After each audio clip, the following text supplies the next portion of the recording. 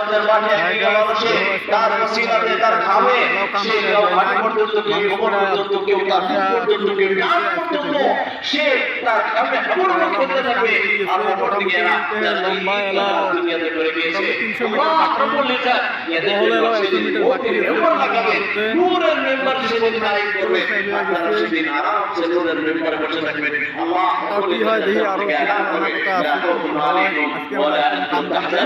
আজকে কোনো টেনশন তোমাদের নেই, আজকে কোনো ভয় তোমাদের করতে হবে না, আজকে কোনো চিন্তা তোমাদের করতে হবে না। আল্লাহ রাব্বুল ইজ্জত তোমাদের জন্য নতুন মেম্বার লাগিয়ে দিয়েছে যে ময়দান শেষ হবে জান্নাতে নিয়ে যাওয়ার জন্য তোমাদের ইস্তেগফারের জন্য।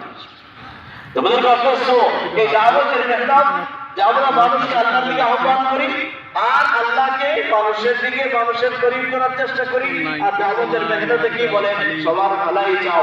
এই তিনটাই মেহনত তিনটা গুণ আলহামদুলিল্লাহ এই দাওয়াতের মেহনতে আল্লাহ পাক একত্রিত করে দিয়েছেন যে অর্থাৎ এমন মুবারক মেহনতে মৌকা পেয়েছি যে এই মেহনতের জরিয়ে কিয়ামতের ময়দানে যখন মানুষ হায় হায় করে ঘুরবে আর মানুষ টেনশনের জন্য পাগল হয়ে যাবে।